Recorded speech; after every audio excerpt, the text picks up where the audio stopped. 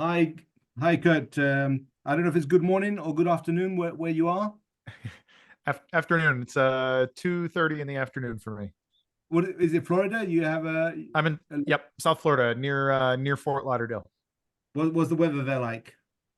It's beautiful today. It is sunny, shorts and t-shirt. I went for a bike ride today, so nice weather. Not quite warm enough for swimming, but it's very pleasant today.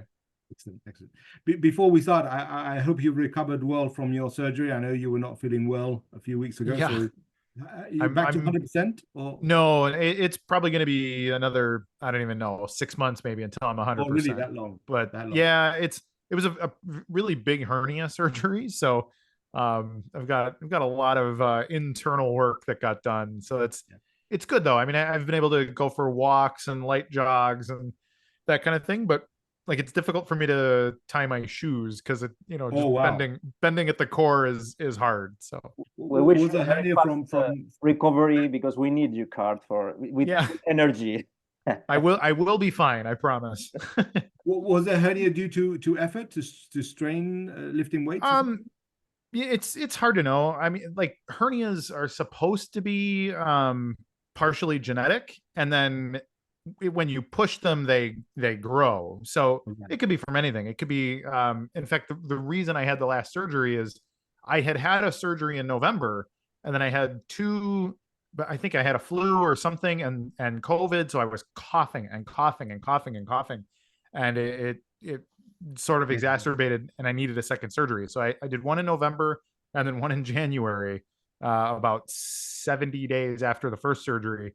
And then the second surgery was they just put a whole mesh on like the entire inside of my abdominal cavity because I had a few hernias up and down my core. So it's pretty rough, but I think I'm Kevlar lined now. So I We hope think I'm so. okay. You're bulletproof now.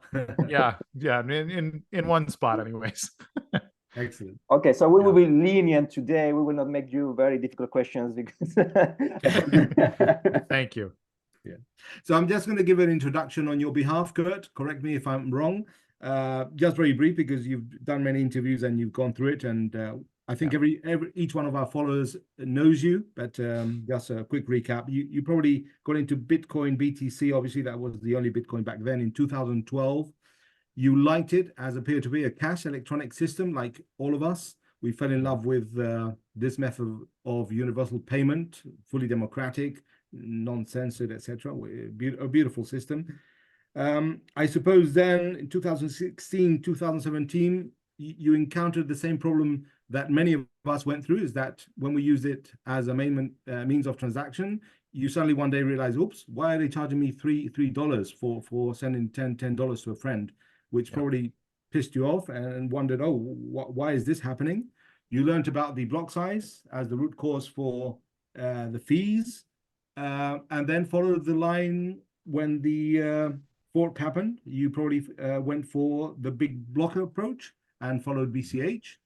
And from there, it follows naturally to go to BSV as the main philosophy is to have the blocks as big as possible. Correct? That's it, man. You nailed it. Okay, good. And I understand that you've been working for Coingeek since around 2020, and your title is a Bitcoin historian. Yep. Yeah, it's all perfect. Great. So and my first question to you is in that transition on when we went to BCH and BSV, at one point Mhm. you probably came across Craig Wright, his videos or his Mhm. um, congresses. At what point did you feel that this guy was or could be Satoshi Nakamoto? Do you recall the moment when you thought he might be the person? That's a good question. I think because I remember initially, I remember his outing. So that would have been, I think, late 2015.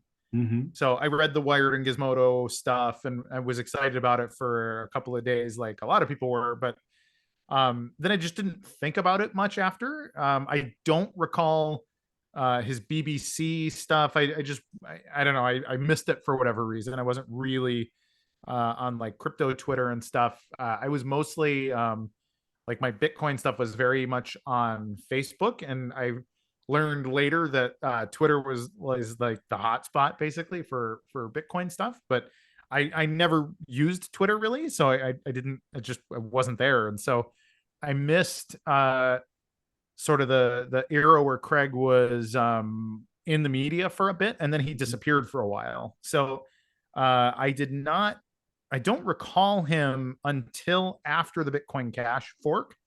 All of a sudden he showed up at like the Satoshi Vision conference and some of those things. And if I recall, he was at the Arnhem Scaling Bitcoin conference and things like that, which, you know, I don't now remember if I watched that live or if I watched it in replay, but you know, the scaling war stuff and showing up on Twitter and realizing there was a lot more Bitcoin content there, you know, all of that. But the thing about Craig is I realized he was talking about the things about Bitcoin that I cared about.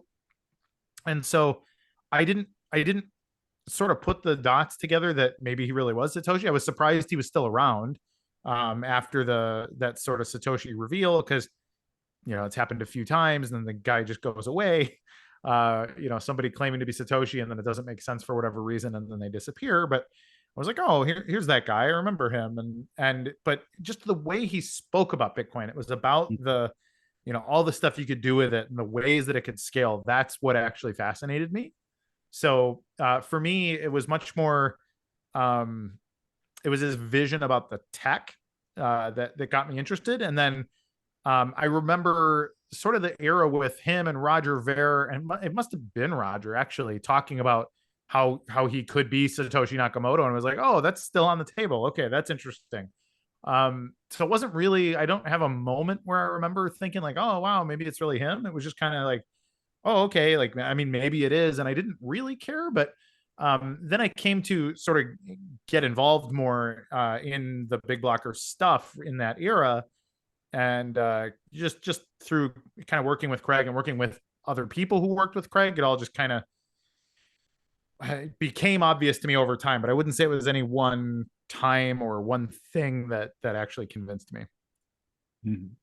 Okay. So we have a list of questions from ourselves and from our viewers. Cool. I'm gonna share my screen. Naka, before I share my screen, do you want to add something?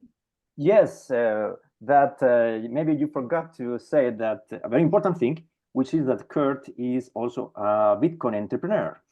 He is the leader of Gorilla Pool, a miner, which is quite important thing to say, because, you know, Bitcoin needs entrepreneurs.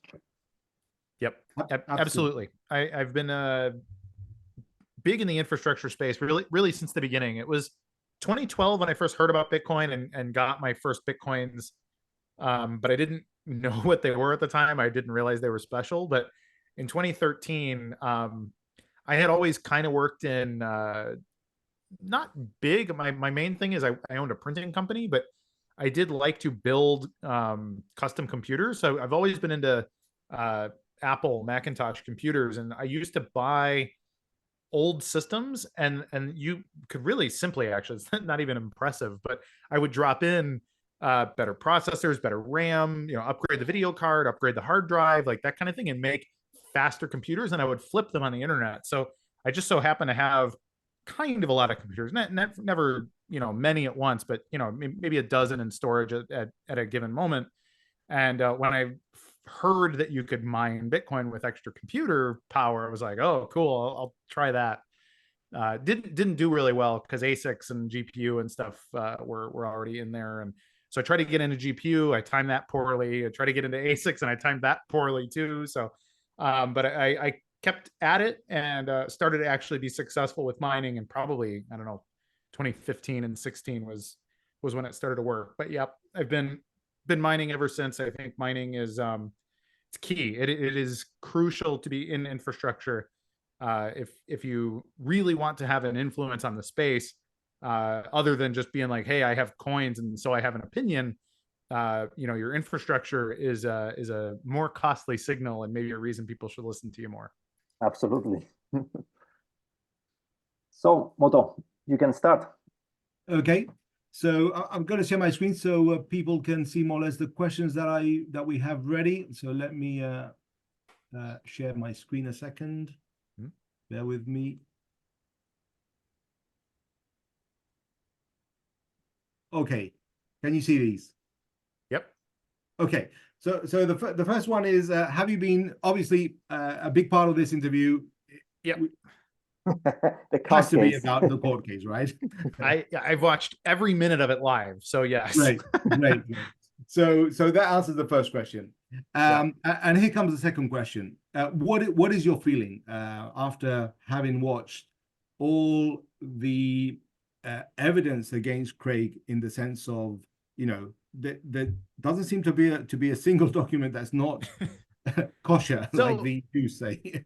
yeah, no, it's I find it fascinating because, you know, on the one hand, the case is supposed to be about whether or not Craig is Satoshi Nakamoto, but we haven't really gotten to that topic, and it frankly looks like we're not going to get to that topic because everybody is more concerned. If you look at COPA's actual case, they're just making the case that he is a serial forger, and you know, and therefore they want him to go to prison or something for being a you know, a fraud as far as it pertains to like his documents and, you know, maybe his tax troubles and some of these other things. But ultimately, we've never really broached the topic with any depth as to whether or not he's Satoshi. So I've said this a few times now when I'm doing some of my I do streams for my premium subscribers on x.com and stuff, but I keep saying that everybody is inferring a lot of things, but nobody is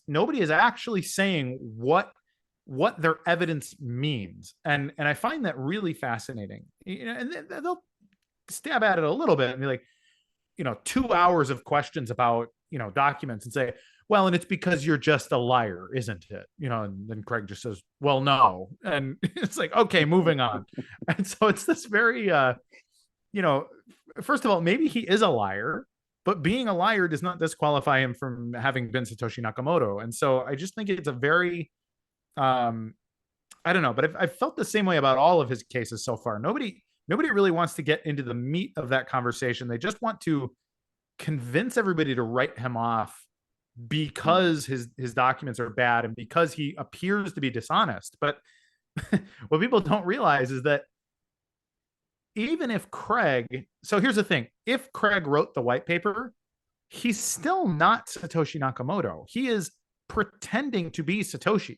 Now, he may have been pretending to be Satoshi Nakamoto since 2005 or 6 or something, but Craig being Satoshi, this is an alias. This is like, is Tom Cruise Maverick, or is he what's the Ethan Hunt from the Mission Impossible movies? It's like, well, kind of, but not really. Like, Tom Cruise is not Ethan Hunt. Tom Cruise plays Ethan Hunt in like half a dozen Mission Impossible movies now, but that's a distinction, and that distinction matters. So is it dishonest of Tom Cruise to embody and be and pretend to be Ethan Hunt outside of movies?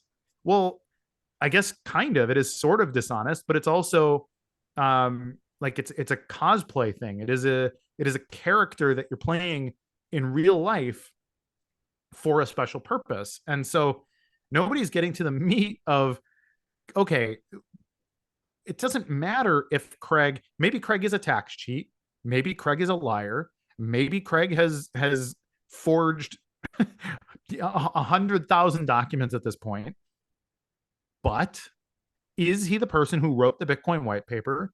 And or did he also write some of the code, all of the code, whatever? Or was he the person communicating on the internet as Satoshi Nakamoto in 2008 to 2010? Or was he directing whatever group of people may have been talking for him? And so those are all related, but they are all different questions, and nobody's getting to them.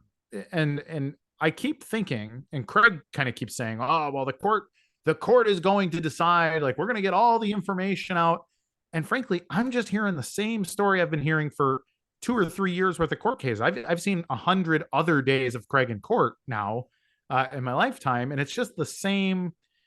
Here's this email. This email's a forgery, isn't it? Now it's the 4th or 5th time I've heard it shown under oath. And it doesn't matter if the email is a forgery. The question is the content of the email accurate? Are you Satoshi Nakamoto?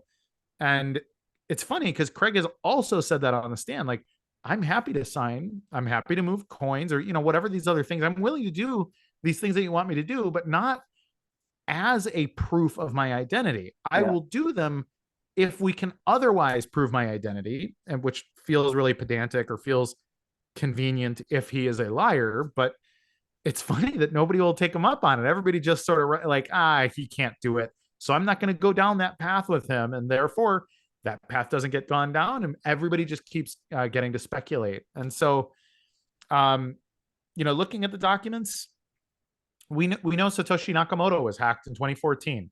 We know that hacker got into his, I believe it was his GMX email. He then used that to get into Satoshi Nakamoto's SourceForge account, which means he saw all of Satoshi Nakamoto's private direct messages. We know that he got into the P2P Foundation account, which also had its own DMs. And we don't know where else he logged into, but whoever that hacker was got very, very deep insights into who Satoshi Nakamoto was based on being able to read all of his email, incoming and outgoing, and all of these DMs at very important places. And we also know that in 2014, that whoever decided that Craig was Satoshi Nakamoto at, I believe the company was at the Hotwire PE company in Australia, they decided to use the information that they had in order to try to blackmail and extort Craig. And the response to that was somebody, now it could be Craig, it could be Jamie Wilson, it could be any number of people who had sort of admin access, is that his files, his servers were destroyed. And I tend to think that maybe it was Craig trying to cover his tracks, but nonetheless, whatever documents existed prior to 2014 have now been destroyed or basically unsterilized in some way. And so now, you know, when some judge or some attorney or whatever shows up and says, hey, show me a sterile document proving you're Satoshi from before the public stuff, so 2006, 7, or early 2008, and frankly, he can't. It just seems like he just can't. And so what Craig is saying, however, is we need to rely on my overall body of work. And that's very dissatisfying for people who want him to very simply just show a sterile white paper or send an email from some sterile Satoshi account or move coins or whatever. And it's like, you know what? Maybe he lost his private keys. Maybe he lost all of his access to his old files, and maybe he lost access to everything. And it's none of it's sterile anyways. And so, that's just kind of where we're at. And, you know, I should clarify, this is me speculating, but we don't know. And it just makes a lot more sense to me than this random guy has been pretending to be Satoshi Nakamoto for now like 10 years, because it's not profitable. It's not fun. It's not profitable. And if he was a scammer, there are so many easy scams in the crypto space. Why would his look like this? And so that part just doesn't jive with me. So that's where I'm at. You know, the Reliance documents are, you know, problematic for the most part. And but I still think he's Satoshi Nakamoto. And not for the reasons that any of the critics wish, or I guess they don't wish he would show, but they keep saying they would believe him if he would just sign or move some coins or whatever else. And I kind of don't believe them. I find it funny that many people accuse Craig Wright of not being possible to be Satoshi because he was hacked, or they make fun of him. Oh, you say that you were hacked with this pineapple device and blah blah. Yep. So how can you even pretend to be Satoshi, such a knowledgeable IT expert? But Satoshi was himself hacked. So yep. Absolutely. And I always make the case, you know, look at the SolarWinds attack with FireEye. You know, the largest and most important cybersecurity firm in the world got hacked by some Russian hacker group, and they integrated themselves into, you know, basically all of the top secret United States network stuff. And they didn't even find out. I don't even think they figured it out for almost 2 years that anything had even happened. Mhm. And so that's just like, that's a thing that happens. Nobody has perfect network security. And to act like it's even possible that someone would be unhackable is just ignorant. Yep. You But hinted to one second, to the possible strategy that you may maybe speculating that Craig right now is on the task of proving that he understands Bitcoin, that his works prove that his knowledge is that deep and granulated that he can possibly be considered as the creator of Bitcoin. And thereafter, if requested by the judge, he could maybe sign one of the blocks of the early Bitcoins, or the early blocks. Yeah. I mean, you would think the judge would be interested, because Craig said it point blank. If you're willing to look at the body, my overall body of work, and acknowledge that I'm Satoshi Nakamoto, then I'd be very happy to show you with a digital signature. And it's, So, if I was the judge, I'd say, okay, I believe you. so Like, was just to remark this. Did he say that during the court case? he did. Multiple times. He said it on the stand for like a whole day. It came up many times that, and every time the response from the attorneys is just, oh, please, that's so pedantic, that's so silly. We all know you just can't sign because you're not Satoshi. And so, and Craig just sitting there like he does. He's just got his smirk and giving his eyebrows like, man, nobody's gonna ask me, huh? So it's funny. I think it's quite remarkable this, that he repeatedly said, yes, I can sign, just please ask me. Okay. Let me just bring this up a level, right? So we all seen how he used to mention that he had the credit card to prove payment of the Bitcoin domain and some other stuff. Yep. That he had the latex file untampered since 2007. But they keep on catching him. There's no credit card proving any payment of any sort of thing. The latex file was a fiasco in the last Friday, where he admitted that, every time he gets caught, he seems to be, thanks to somebody hacking. This time it was Christian Ager Hansen. There's always an excuse. The guy's been hacked about 3 times in Australia, at home, and where else? at nChain, which sounds like it was a commando operation. Yeah. Sounds like a Mission Impossible scene. so every time they catch him in, in a that one of the documents seems to be fraudulent, it's always a third party, and he always has excuses, even though many of them are really, far-fetched to say the least, right?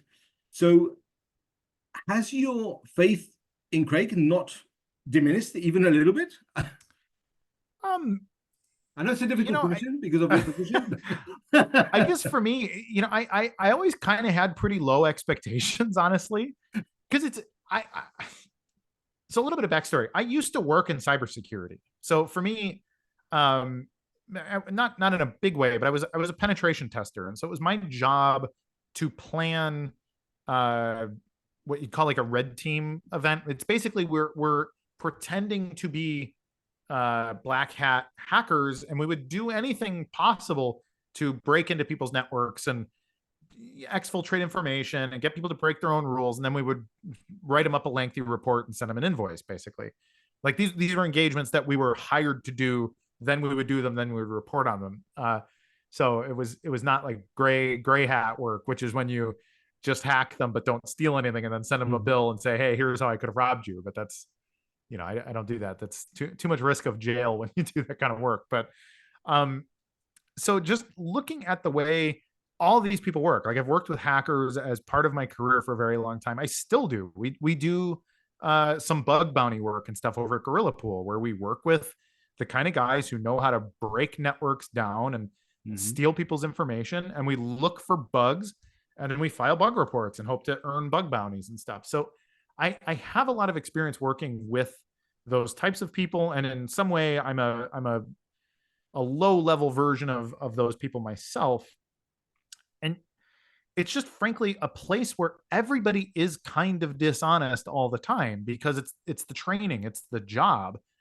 And Craig is one of those people. He did the exact same thing. He owned a cybersecurity firm. He was doing penetration testing for companies, and he used lots of aliases. He was probably up to some stuff that was not, entirely inside the law and all that kind of thing. And so I never expected Satoshi Nakamoto to be, my savior. I don't think he's going to be Jesus. It's just not one of those kind of relationships. Like, he is essentially a hacker that I met on the internet. And when people are like, well, gosh, he's a dishonest person, I'm just always like, yeah, but aren't all of you dishonest people? And so I expected this to be messy. If Satoshi Nakamoto ever came out of hiding, I expected it to be really weird and really messy. And so the fact that it's messy does not make me question whether or not it's Craig. It makes me wish. So I guess I do wish Craig had some very clear, obvious proof that he could lean on that wasn't super contestable and whatever else. Like, that would be nice for all kinds of reasons. But the fact that he doesn't is not really an indicator to me. More than anything, I guess I feel bad for him. Like, if he ends up losing and his life ends up being harder because of it, like, that's unfortunate, because I basically like Craig as a person also. But no, it doesn't shake my confidence, because my confidence is based on the fact that, Satoshi talked about Bitcoin being capable of beating Visa in 2009 with existing hardware. And, the things that he said about scale, or the things that he said about tokens, or the things that he said about, Bitcoin's either going to have millions of transactions or it's going to have zero. Like, Satoshi wanted Bitcoin to be a global payments network the way it was designed. And if Craig isn't Satoshi, then Craig is the only other person who believed Satoshi and decided to actually work on it. So spot on. This is what we think, actually. Yeah. And so for me, it's like, it doesn't really matter to me if he proves he's Satoshi. I would like him to, because it would just be exciting. It would bring a lot more legitimacy to BSV and that kind of thing. I think there would be a, sort of a celebratory thing, but that stuff is minor. It would be, maybe a 10-day news cycle where, every talk show wants to get Craig on to talk about, wow, so you're Satoshi, huh? What's that all about? And there'd be a bunch of really dumb 5-minute interviews, and then it just wouldn't be news anymore. And we'd all be back to where we were. Maybe the price goes up, maybe some fresh investors come in, like, that would all be good. But the really exciting stuff would be a week to 10-day news cycle, and then it would be back to business. And so, yeah. What about if he's not Satoshi, he thinks like Satoshi, definitely. Yeah, he's the only one who listened to Satoshi, basically. That we all agree, right? BSV is Satoshi's vision. But before I go into my next question, what are the odds of him winning or losing? What would you say in terms of percentage? What was your feeling? I still think it's 50-50. I don't think, for as weak as Craig's case is, and there are plenty of things to criticize about Craig's case, I think COPA's is just as weak. Like, COPA has shown that Craig might be dishonest and that he is very difficult to pin down, but that doesn't mean he's not Satoshi. And Craig has shown that he's really, really educated and he's really, really accomplished, but also has had a really, really hard time with business and business partners and other stuff. But he hasn't shown that he's Satoshi. And so if I was the judge, man, I would be so irritated. It's such a difficult thing. Let's assume this scenario where he is not Satoshi. The judge says he's not. Therefore, he's been lying.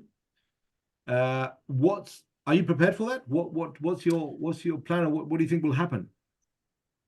I mean, it doesn't really impact me. I mean, I'm I have my next 12 months worth of like media appearances and travel plans and all that stuff through like Coingeek and things like that's all booked already. That's not going to go away. You know, Calvin, you know, if Craig whatever had a heart attack and died, nChain's not going away, Tau is not going away. Like Bitcoin Association, actually Bitcoin Association and what they're up to was created to help perpetuate Bitcoin after everyone retires or dies or whatever anyways. So I mean, it's not like there's going to be momentum lost. And then secondarily, I have my own company. Like Gorilla Pool has its own investors. We have our own board of directors. We have, I don't even know, $2 or $3 million worth of ASICs under management.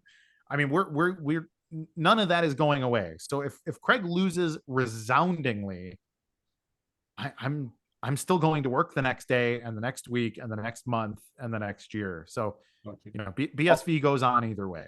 Honestly, I don't imagine you in that case shutting down Gorilla Pool or changing, pointing your miners into BTC. No, no, right. The BTC people are still unpleasant, uncooperative, and uninterested in all the stuff that I like about Bitcoin. So no, I don't have another place to go, frankly. You are at home. Okay. Our next question is from one of our followers who's been a BT. He was he started as a BTC miner, then BCH miner, and he's asking me how many nodes does BSV have at the moment, if that is something that is known. So actually, I can see real quick because I can log into our node. Let's take a peek. So Gorilla real time node, I guess. You have your node. Yes. So let's qualify it real quick. If we talk about endpoints that are running the client software, there are, let's see, we have 37 connected peers at the moment. So that means there are 37 instances that are publicly sharing information right now on mainnet. Now, 4 of those are ours. So Gorilla Pool, however, the way you define a node, I'm firmly in the camp that you're not a node unless you build a block. Correct. You know, as defined by the system. And so in that sense, there's like 5 that build blocks every week. And then there's maybe 8 to 10 that'll build at least 1 block a month. And so that's what that is. And it's actually about the same in BTC. Yeah. So something like 60% of the blocks are built by 2 nodes, and then the other 40% are built by another maybe 10. And so they have 40, 50, 90,000 other endpoints, people running the client software, but truly those are irrelevant. They are just redundant copies that don't really truly provide value to the network. They can have some superficial value to the user, I suppose, but it just kind of is what it is. But yeah, at glance, there are 37 connected peers publicly. Now there are private nodes as well. So we use other private proxy nodes for various other things. So who knows how many of those are. I in the last 2 weeks, the highest I saw it was about 72 in public. So it's, you know, dropped by half in a week for whatever reason, but it fluctuates. It goes, you know, between 100 and like 15 inside of a week, kind of all the time. And I'm not really sure why that is, but our main node, the one we're mining from right now, has 37 peers. So could you say that the composition of or the variety of miners is for BSV is sufficiently say healthy? I think it's fine. I think that there's a notion that more is better and that you don't want any one person to have too much of the pie. But I really, so I've always debated that I don't think a 51% attack is a thing. I don't think they actually even exist. Now I understand like persistent attack and like why somebody overtaking the network maliciously is a bad thing, but somebody just having 51% or 60% or 80% or whatever, it is not a scary thing in and of itself. It's kind of like saying, you know, I only have 2 parents. That's not sufficiently decentralized. What if what if one of my parents is a bad person? And, then, what if both my parents are bad people? Like, why don't I have more parents to choose from so that there's more? And it's like, yeah, but that's not like, there's all kinds of other ways to go about any kind of a human interaction based relationship. And so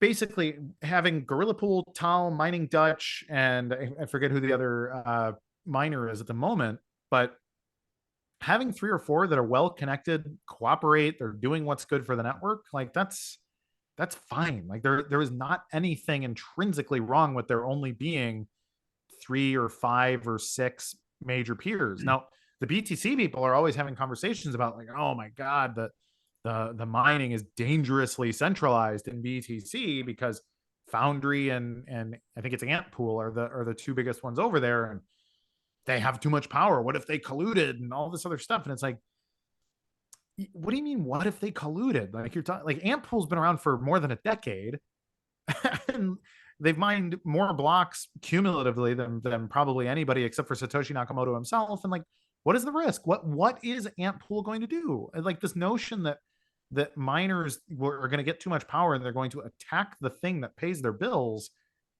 Yeah, it's just crazy. Anti-economical. Yes. Yeah, it's silly. Yeah.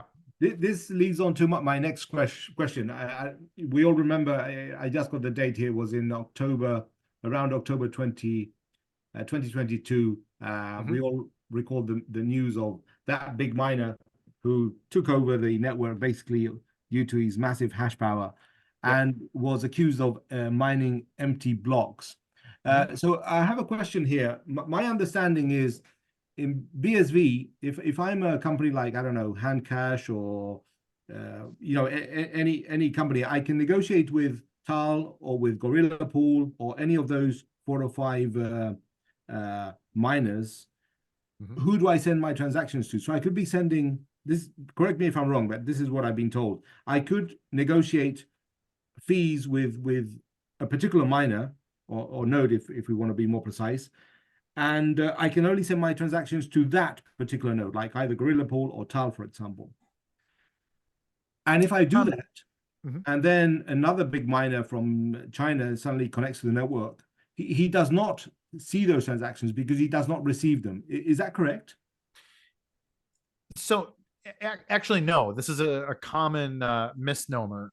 Now, there was an era using the, what do they call it? Merchant API or miner API, or MAPI is what we colloquially called it in the business. But there was a time when Tal was trying to get private clients and build private mempools and then build blocks without sharing their transactions with the rest of the network. Now, what they realized is it actually raised their orphan risk too much. And so they just stopped doing it. So now we just don't see that anymore. Now, we do have a tool that's similar to MAPI in the way that it's used, but it is very different from an architectural standpoint. And it really just works as a transaction ingestion tool. So whether you use Gorilla Pool or Tal to send transactions to the network, what it does is it takes them, it pre-validates them. So it kind of works like a light node and just checking that the transactions all follow the rules. If they follow the rules, it pushes them to our node, but it also sends them across the peer network to the other nodes on the network. Because if we mine a block that has 1 million transactions that nobody else has seen, everybody is unlikely to want to build on our block because they would have to validate that all those transactions are good, that they're valid. And that's computationally expensive, and why should they trust us, and that kind of thing. So everybody has an incentive to give the transactions to everybody. So no, it really doesn't matter. Even if some random Chinese whatever miner joins and plugs their node in and they start to download the mempool, they're going to download the transactions that you have sent to Gorilla Pool or Tal or anybody else. But if I have negotiated with a particular miner, I don't know, say half a Satoshi per byte or whatever I've negotiated, why would all the rest of the miners have to accept that deal? Well, they don't have to, so they can keep them out of their mempool, and I think that's makes for really interesting economic play. But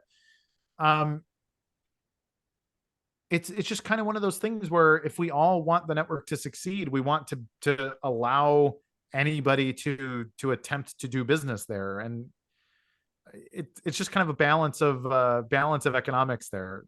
Tal may not want our stuff if you send them to Gorilla Pool. If we just have a bunch of free transactions, they might look at it and say, you know what, maybe we don't want to build on your blocks. And so maybe they spend extra effort in working to orphan our blocks if they don't like them. And we have actually seen that happen.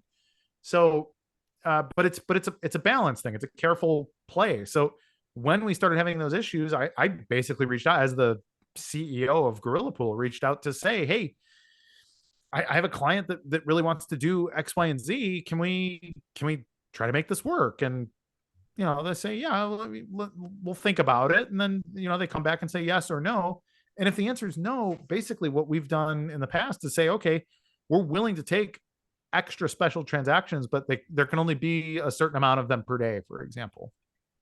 So because in this particular case, when this miner got ostracized from the system and damaged, because I think he lost, he mined about 100 blocks himself and then or more. And you mean the empty blocks? Yeah, empty blocks, but I don't think it was from any fault of his own, right? It's because if they don't pay you enough to fill it up with transactions, why should you? For sure. There, right? Yep. So it seems harsh what happened to this miner, that he was bullied out of the chain. He actually wasn't bullied out. He still mines blocks. So he just mines fewer of them. There wasn't any, nobody actually pushed him out. What Tal did actually is they started adding more hash power to the network than would be profitable, because they assumed that the empty block miner was kind of an algorithmic miner. And so in testing, they said, if we make it less profitable to mine by continuing to raise difficulty, let's see if he stays or if he goes. Well, he goes away. So we basically figured out that miner is really just a bot. It's not a person doing a specific thing. And so if he shows up and if he causes havoc, they just raise the difficulty up by mining with more hash power, and he goes away. So it's kind of a simple solution. It's not really a great long-term solution, but that's one way to go about it. That created a reorg of the block, right? There were two chains. No, there were not ever, at least not that I'm aware of, there were not ever two chains during the empty block that sort of week or so where we had some issues with that guy causing there was delayed confirmation times, and some people were having dropped transactions, because you would get one or two block reorgs where all of a sudden you thought your thing was mined by Tal, but then it wasn't there because the block got replaced and some other stuff like that. But ultimately it really wasn't that big of a deal. It was irritating, it wasn't ideal either, but Bitcoin is pretty anti-fragile in that just giving people a reason to sort of move around and change the way they behave, you can fix most problems pretty quickly. Because the story I heard is that all the or many of the blocks he mined, and therefore many of the reward coins that he got were lost, basically because that chain was not followed. No, so it was discussed. It was actually my opinion that Gorilla Pool, and we got very close to doing this. We talked to our investors and some other things and said, hey guys, if this empty block miner is causing chaos, I don't think he's malicious, but if by his ignorance he is causing chaos on the network, I kind of think it's incumbent upon us to not build on his blocks. And if we do that, will anybody follow, or will we end up, we're just mining Gorilla Chain for, a while until we decide to quit because nobody's going to come our direction. So we ultimately decided against doing that, but that really is the real solution. It's our job to just say, you know what, I'm not going to build on a block that is not healthy for the network. And if we had a better coordination system, that would be really easy to do, which is actually kind of what this Bitcoin Association, the network access rules stuff is about, that came out about 2 weeks ago now.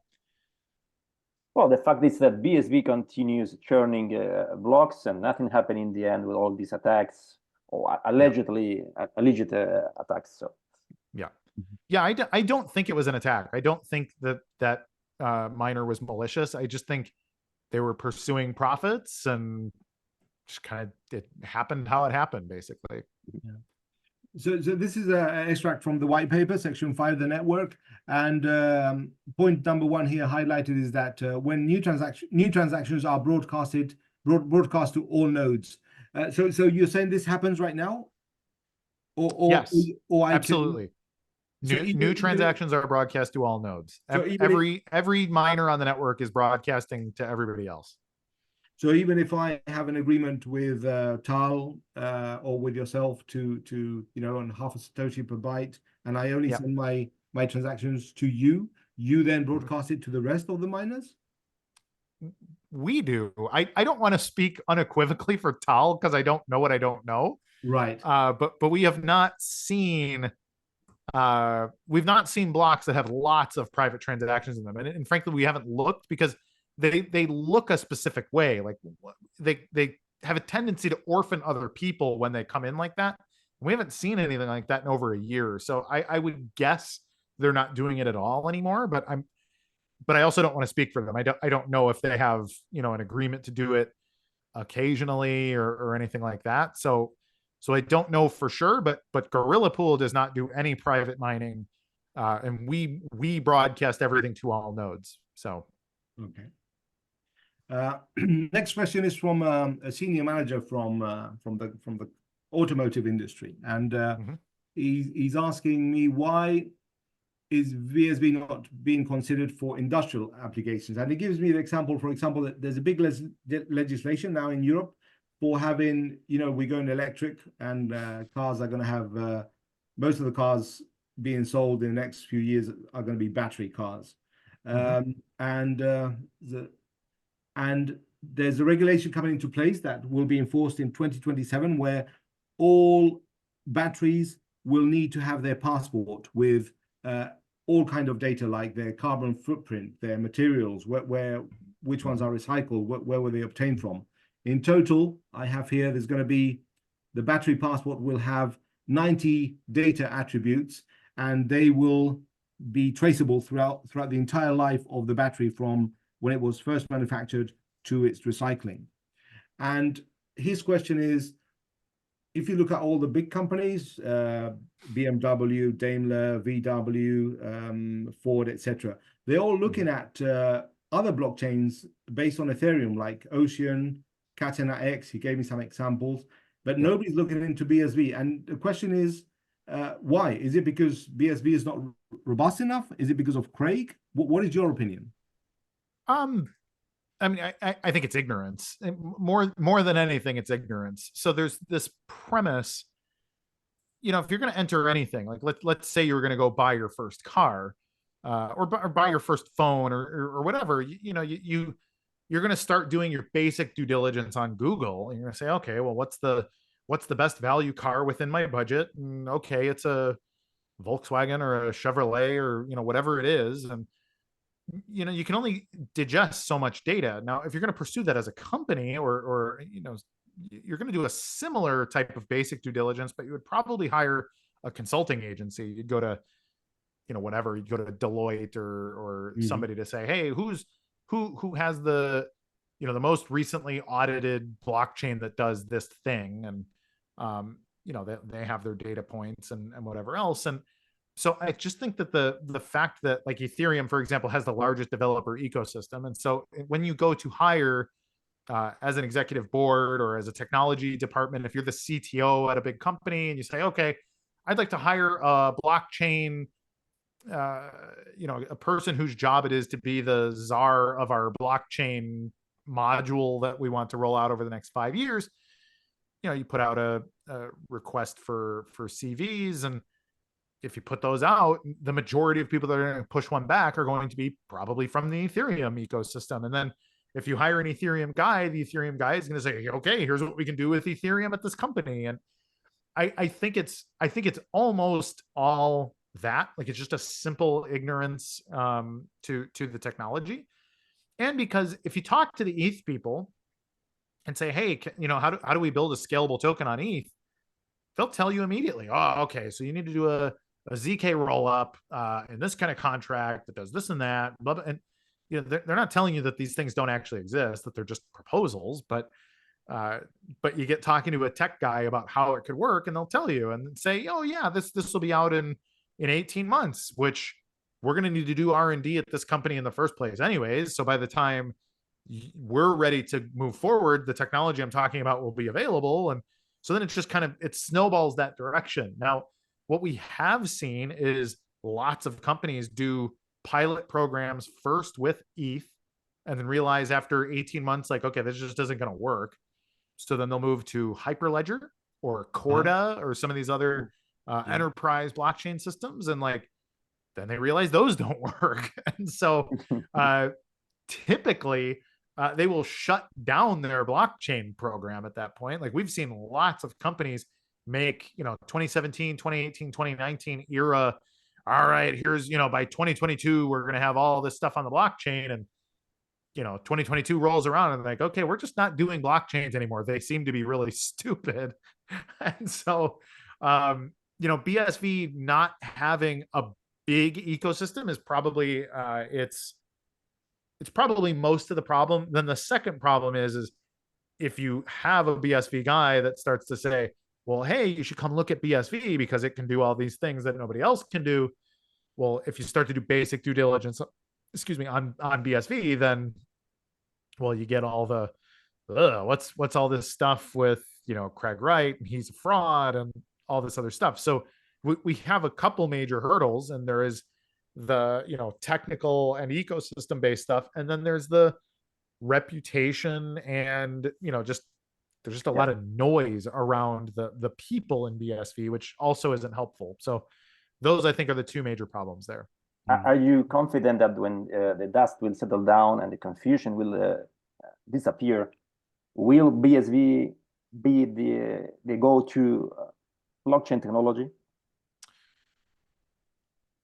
So no, and I think a lot of people are surprised when I say no, but I think there are two options in the world. Either BSV wins and most of the world is running on BSV, or at some point in the next 10 years, blockchain just stops being a thing. Because if the most scalable blockchain is not valuable, then we're just ahead of the curve. And then everybody else is going to realize that blockchains aren't valuable in the first place outside of their niche. Like, I think there will always be little niche economies, but it's just not, it just doesn't make any sense. If a blockchain is a good idea, then the most scalable one would be the best idea.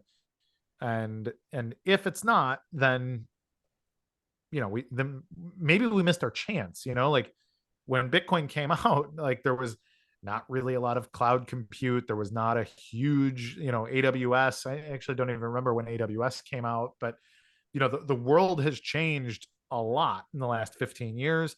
It used to just be PayPal and credit cards, but now there's Venmo and Zelle and all, every nation and every continent has their crossing borders with instant payments technologies and all this other stuff. And so, the main thing that Bitcoin did as an original idea, a lot of that stuff has been undermined now. So but if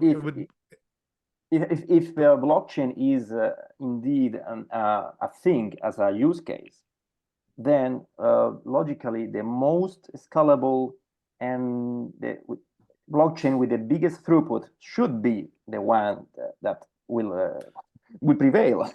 And in that seems situation, obvious. the only thing is just, okay, will the people realize, will the world wake up or not? Yeah, it's just a question. Yeah. I think people are unfortunately a lot dumber than we wish they were. And it's about averages. You got to think about the average person. What does the average person care about? How much stuff are they capable of knowing? Now, obviously, we're in computer science and tech, so we're not really talking about average people, but there's still a bell curve in there. And I don't know. What most people, even people that care. At the end of the day, it's like, yeah, I got bills to pay. I've got my own goals. I want to go on vacation. I want to retire. I want my 401k to have 10 million bucks in it, like that kind of thing. Like people are very simple at the end of the day. And if there's too much friction toward moving in a direction, then they're just not going to do it. But it's like anything disruptive, it's the Uber business model, for example. Like they just did it essentially illegally for the first couple of years until everybody realized, like, okay, it's just such a good idea that we just need to let it be. And now it's a household name, and it's the way a lot of people travel, like when they're don't have a vehicle. And so we need to figure out what that is. We need to figure out what we're disrupting, what the thing is that we can do that you just kind of can't resist. And right now there's just not much of it, because we've spent a lot of time playing weird crypto games and everything else. So don't you think that if Terranode will be successful in the tests and then will be rolled out, will it change something? Or really, if there is no use, then it's like wasted capacity? I mean, it depends. The other thing that I've said has been a problem in BSV for a very long time is a lack of business development. We don't have high-level enterprise salespeople doing the enterprise sales process. Now, the quote-unquote leadership is out there saying, oh, we're the blockchain for enterprise and government. And so I look at that and say, okay, well, who are your enterprise level salespeople and who are your lobbyists? Because that's how you get your blockchain integrated into enterprise and government. I see a little bit of it. It's not zero, but it's definitely not enough. But with Terranode, if Terranode is out and you make a really good pitch deck about why that matters and what it can do and all these other things, and compare it to, well, here's Hyperledger and here's Zelle and here's Swift and here's, all these other things, and you put that in the hands of the kind of salesman that you'd pay like $2 to $5 million a year to, because he's just that good at closing deals. Like, you empower that guy and say, go get 10 of the biggest 1,000 companies in the world to take a very serious look at this technology, and maybe you seal one deal after you've made 100 calls a week and just all the sales process stuff. But somebody's got to do that sales work, and I see very little of it. So if we can get good people doing that, yes, we're going to be a massive success. But if everybody just wants to bicker on Twitter or sit and play in the patent office and just do nothing but research and development and argue about who's getting VC funded for the next round, then no, we're gonna lose. Yeah, there's a risk. I have a question from one of our friends, actually one of Sato from Bitcoin SV Colombia, a very enthusiastic guy who comes to our channel over to talk with us very, very often. And he says, regarding Gorilla Pool, do you envisage the possibility of leasing the ASICs or the miners so that people can pay, and therefore by just paying without buying themselves a miner, can mine? They can participate in the benefits of mining. We have looked at doing that, and there's a couple problems with it, unfortunately. One of them is that we're an American company, and there's it's very difficult to do that without violating securities and money transmitter laws and all kinds of other stuff. Like, you're sort of facilitating a type of trade that you need specific licensing for. And so that's a little bit difficult. And then secondarily, that is typically called cloud mining. That's a business model that exists. I think the biggest one that ever did it was called Genesis Mining, which still exists. They're, I think, the only one that hasn't gone out of business. But I can think of about a dozen companies that have tried to do that business model and end up going out of business. And the reason for it is it's so tempting to turn it into a Ponzi scheme.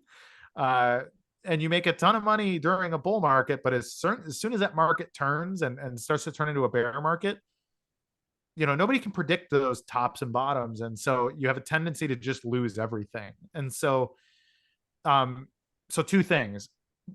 A, it has a bad reputation broadly. So even though, we could do it really well and we could be very honest and whatever else, still it kind of opens us up to just unwarranted criticism because that business model is looked at as kind of shady.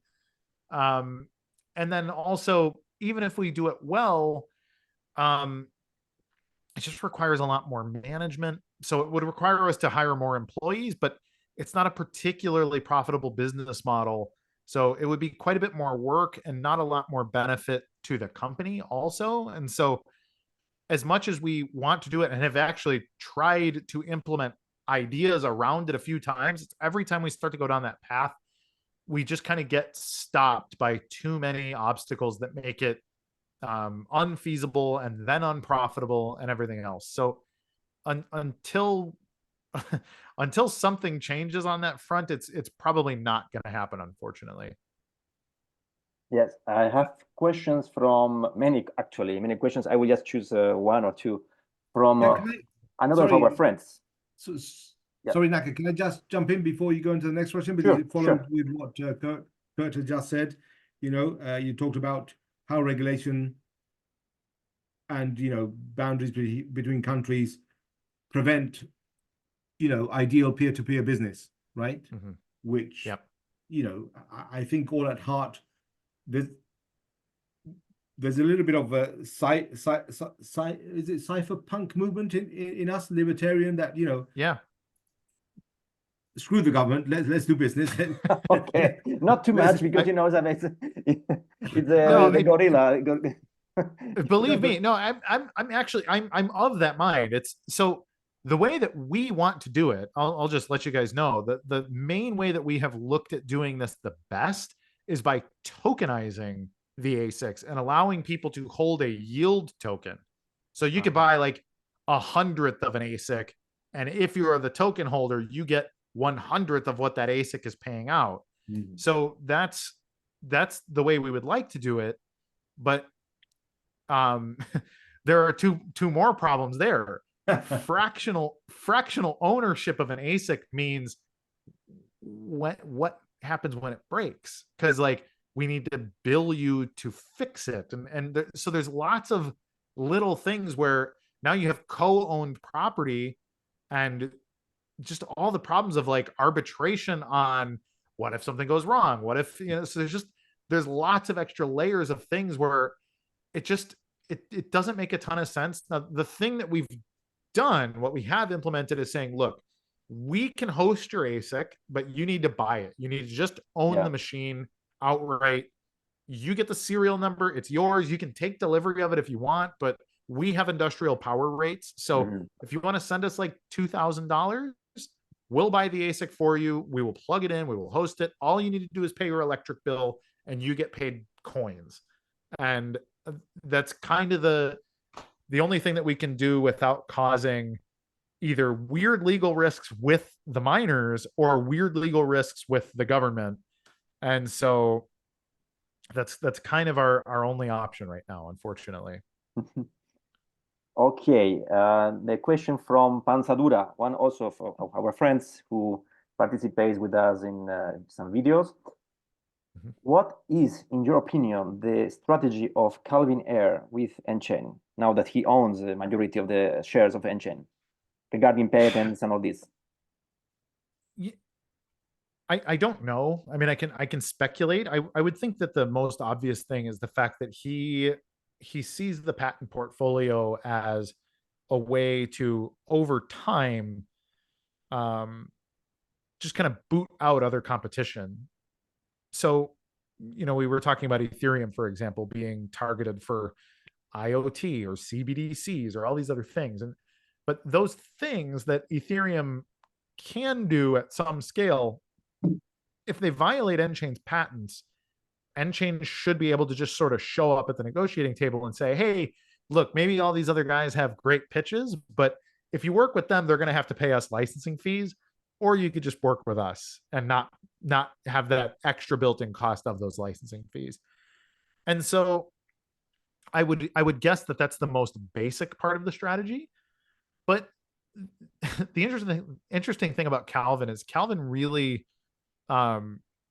he wants to leave a legacy, and in Calvin really loves Bitcoin like the rest of us do. Like, he's not just some kind of businessman looking to make money on this, on that Bitcoin thing, from his yacht. Like, he's also that.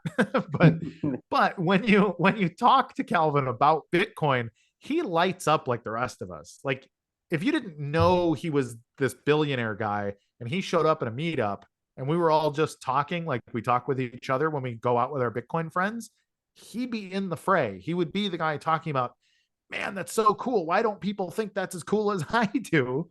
And so I think a little bit of it is just the fact that he can work on what he wants to work on, and he wants to work it. He just thinks it's cool.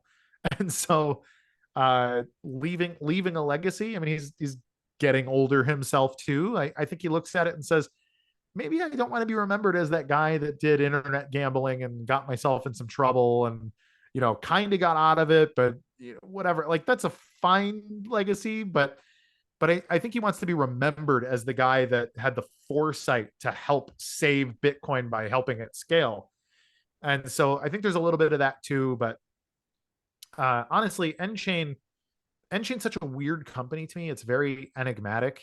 It's very unclear what their business model is in a lot of ways. And so I don't know what I don't know. There's lots of stuff. Like, if I was the CEO of nChain, it would probably look like a very different company.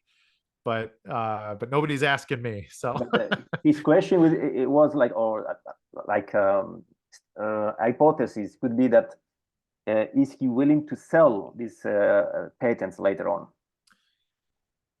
Maybe. I mean, if I can think of a few reasons why he might. So let's say we get 5 years down the road and BSV is doing what it's doing, but there's another couple of blockchains that also just are going to stick around because they have some niche. And if they're violating a patent, maybe he sells the patent to the Ethereum Foundation and says, hey, instead of paying license fees, just pay me $100 million one time and we'll just shake hands, right? So, that's not a bad business strategy for sure. Especially, maybe. So another thing that could happen is, let's say CBDCs end up being a really big deal, and I kind of think they might. The largest patent holder for CBDCs is actually MasterCard. A lot of people don't realize that. And so what if MasterCard issued their blockchain or whatever they're going to do, and they get issuing rights for like North America, but nChain gets issuing rights for the UK and the EU or something like that. Mm-hmm. Now, if MasterCard wants to do a thing that is, mostly within their wheelhouse, but maybe violates an nChain patent in some way, maybe they just show up at the negotiating table and do kind of that. And, they carve up the world. Like, this has happened with things in the past where they say, okay, look, we're both going to be doing $1 trillion in value over the networks that we control. We've got a little bit of a sticking point where you're kind of screwing me and I'm kind of screwing you, but let's make a deal where if you see these deals typically are very broad. Say for 100 years, you will not even attempt to do any business in the EU or the UK. And for 100 years, we will not do any business in North America. And if we can just have that be our deal, our negotiating chips are our IP portfolios and all this other crap. And let's just agree that that's going to be the agreement. And our ammunition is those patents.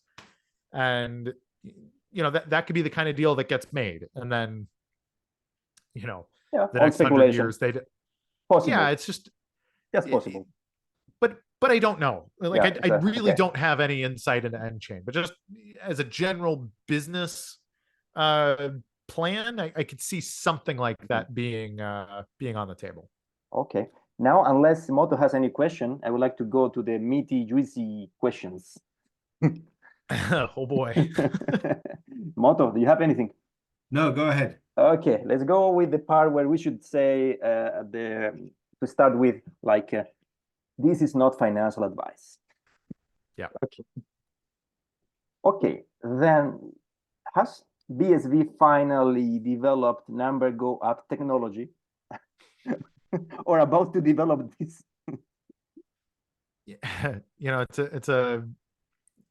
It's a good question. I'm trying to think, what was the absolute low? Something like $22 or something last year, and now we're at something like $85, right? So that's a 3.5x move, maybe a 4x move, depending on what the exact low and high are.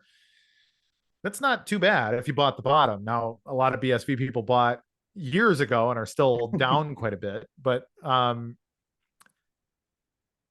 I guess the answer is that I don't really know. I don't think anyone's ever going to do us favors. I think there is a ton of fraud in the crypto space, like OKX and Binance and all these people. They just accept bribes, and then market makers that work inside, they just pump tokens. Now that's harder and harder to do with BTC as its market cap gets bigger, because you have to inject more and more liquidity into the market in order to move the price significantly. So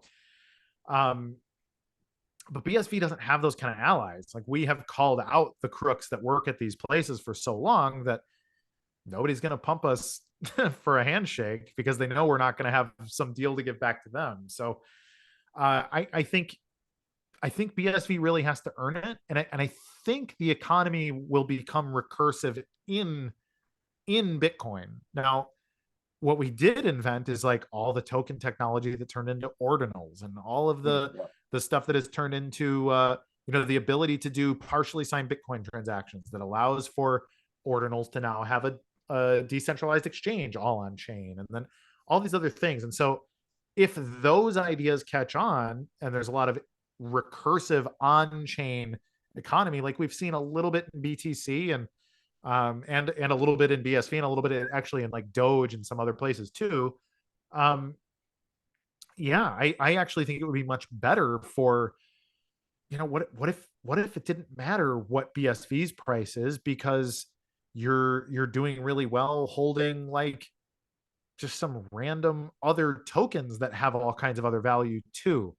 I think a good example of that would be Ordi on BTC. It has outperformed basically everything else for the last 6 months. Why to hold BTC when you can hold Ordi? Yeah. Well, exactly. And that's kind of the point, is that you only need a real little bit of BTC to transact your Ordi if that's what you want to do. And so if that's going to be the better performing asset, you're going to want to create a basket of those other assets like it.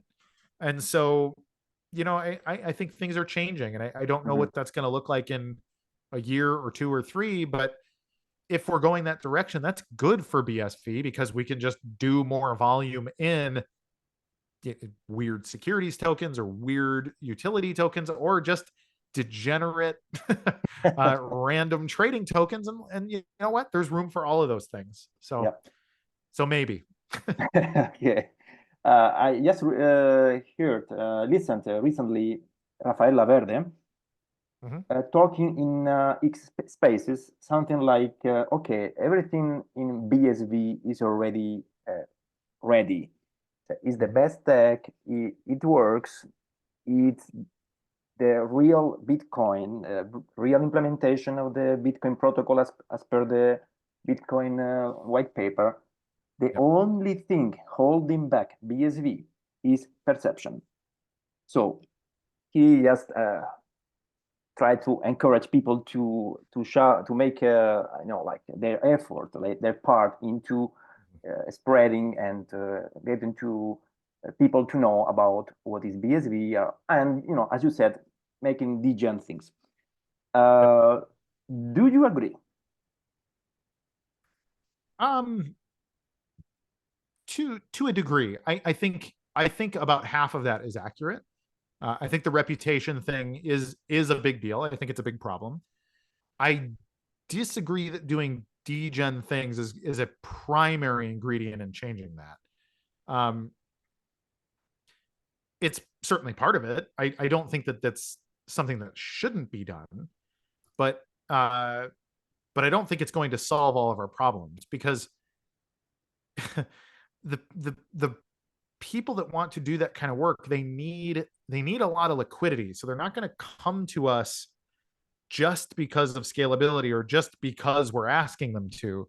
We need to bridge lots of other assets and other things. Like, we need to be more cooperative in every economy. And so, just creating like a really good ETH bridge or a really good Solana bridge or whatever that allows that liquidity to spill into BSV, like, yes, that would be good. That'll bring in more business and more liquidity, but it doesn't, it's not just going to change perception. Like, I talk to these people. I live near Miami, which is a big crypto city. So, I mean, I go out to dinner with guys that are working on Algorand and working on Solana and some of these things. And they're just like, man, it's got to really, really be weird working in BSV, huh? And I'm just like, not really. I mean, it's important work that I enjoy doing. And I just think we're ahead of the curve. And they just are like, man, I don't know.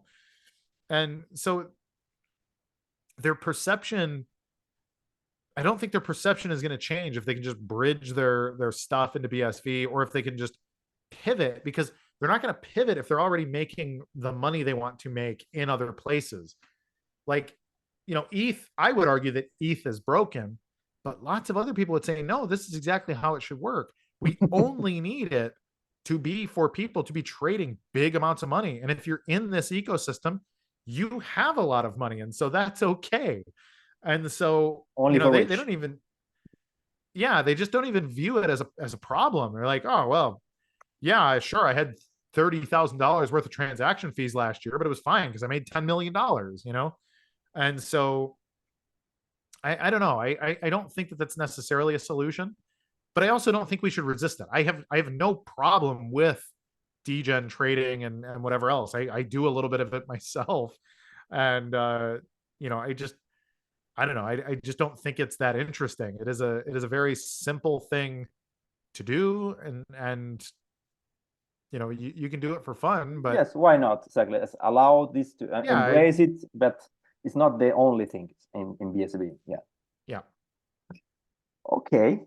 Next, are you a BSV stacker, or are you one of those who think that BSV is just plumbing and it's not worth investing or speculating with your hard-earned money? Sure. No, I mean, I'm definitely a stacker. We, Gorilla Pool, even as a company, like we keep all of the BSV that we mine. So we pay all of our bills in fiat, and we keep those virgin coins. I personally buy BSV on a regular basis. I will work for BSV. So if people want to pay like bounties in BSV, we work for those. So yeah, no, I definitely think BSV is an undervalued asset, and I hope that it goes up. But I think the caveat to that is I also don't think that it can't be a valuable network while the asset is low in price, though, too. I mean, I would take the trade-off. Like if if God came to me and said, Kurt, the price is never going to go over $100, but I will let you mine terabyte blocks every day, I would say, oh, okay. Like that's okay that? Because that's still lots of revenue, just in a different way. Okay, so, understand. And you will get revenue in your mining business. Exactly. Like that's still tons and tons of coins that we're getting. Like, so there's two ways to make profit. You can have some coins that become very valuable per coin, or you can have lots of coins that are a lower value, but you get a lot of turnover and a lot of profit. It's kind of like, it's like dollars, right? Like I work for dollars as well. Those dollars don't go up in value ever. In fact, they have done nothing but go down for most of my life, but I'll still accept them. I still have a bank account, and like it's not like my life is ruined because I don't have because dollars are inflationary and whatever. So it's a both and. Like, I still want lots of profit to come in both Bitcoin and dollars. I'm not going to turn them away. Yeah, I think that it is difficult to believe that BSV will not be valuable if it becomes the backbone of the internet.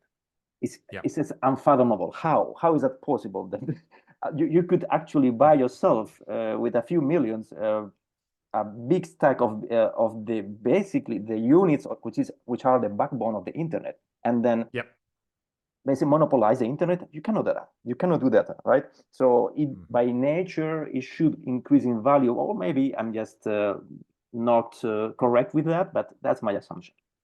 Yep. No, okay, one more question is you have talked about Florida Citadel or Miami Citadel. How is that? Florida? South Florida. We're in Delray Beach, so we're like 45 or 50 miles north of Miami. So if I'm talking to somebody in Europe, I'll say Miami, but if I'm talking to somebody in you know, Alabama, I will tell them that it's Delray Beach. This is a Bitcoin Citadel.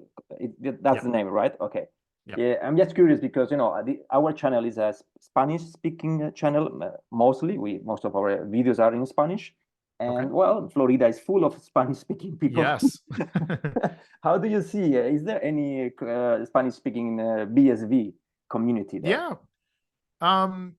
No, quite a bit actually. I'd say probably half of the people that come to our meetups are Spanish speakers. So we have just off the top of my head, we have Alex Vidal, who's a Spanish speaker. Rafael Laverde does come through probably once or twice a year when he travels through. I don't know how many people want me to announce that they come. So Jay, who works for Handcash and also lives in the area, he comes. He's a Spanish speaker. And then we have another 4 or 5 guys that are, you know, Cuban or Puerto Rican descent, or, you know, live in Miami, that kind of thing. And then when I think about it, the only probably non-Spanish speakers would be myself, Zach Wiener, Joe DePinto. That might be it. And we usually get 10 or 12 people that come through. And yeah, so there might actually be more Spanish speakers than non-Spanish speakers. That's great. That's great, because I would like the Spanish speaking community to grow and to talk more about BSV and to get to know with this, you know, this technology. And we are doing our part. By basically, I think we are the biggest channel in YouTube in Spanish. And well, there are people who just knew Bitcoin is B for the first time just because of the videos, you know. They were not well. There are also this X internet on other forum, yes, but regarding YouTube, we did our part, and we to end up. We wanted to maybe in a couple of years we can make the interview in Spanish because you are in Florida. My Spanish.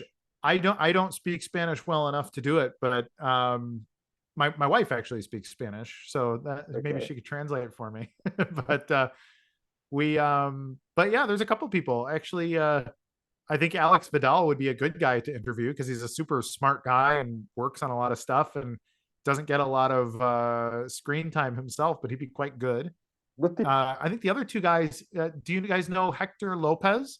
Yes, from X. Yes. Yep. And then also Diego Cortez is another guy who's a big BSV guy. And I believe he lives part-time in Mexico. So he's a Mexican Spanish speaker himself. Great to get some of them in the future for an interview. Now we are reaching the end of the interview. I hope you have enjoyed. And the last question is just for you to tell us more about your service. I saw that you have a service in X for subscribers. Basically, people can subscribe to your hints or to your recommendations or advices, whatever. Could you please describe what can anyone expect from subscribing to you? So during the trial, I do video updates for subscribers only. So at 8 a.m. and about 11 a.m. Eastern Standard Time, I record basically a summary video of what I've seen in court.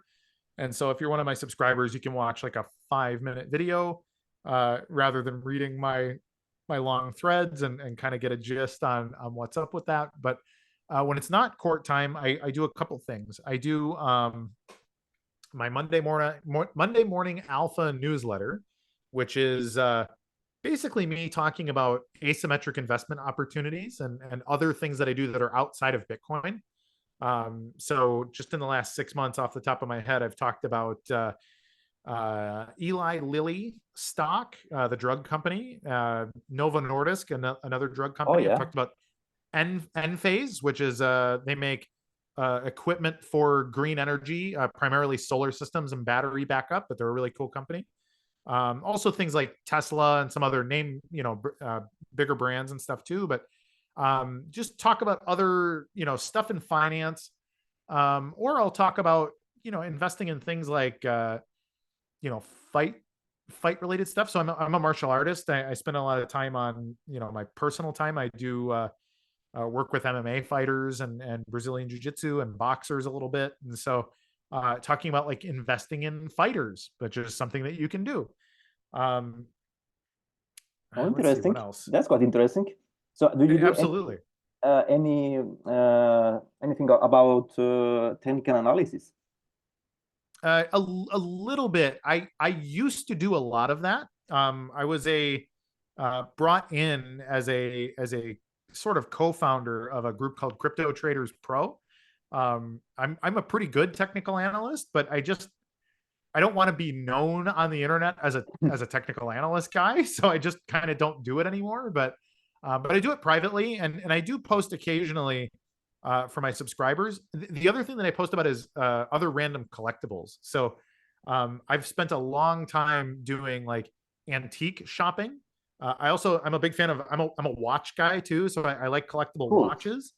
And so I talk about what watches I think you should buy now because they'll be worth a lot more in 5 years because they'll be discontinued, like that kind of thing. So I talk a lot about just other investment opportunities, other ways to think about money and commerce and, that kind of thing. So that's all for subscribers only. And then also I do once a month, I give away a watch as well. So this month is a Tissot Swiss-made PRX luxury sport watch, and I just pick at random. So I take all of my premium subscribers, run them through a randomizer, and whoever gets picked, if I can ship the watch to them, because I get global, so sometimes I can't ship to a jurisdiction, but if I can ship to you this month, or actually March, you'll get a Tissot PRX, which is a really popular, pretty stylish Swiss watch. So lots of fun stuff for subscribers only. I think you should advertise your service much more because it really looks cool, but I didn't know about that. And I follow you, so I post about it all the time. It's probably X shadow bans my advertisements. But all the comprehensive list of things that you advise about is quite interesting, to my opinion. Okay, Moto, anything to finish? No, all good. It's been great having you, Kurt. We really appreciate that you have given us your time for this long interview, by the way.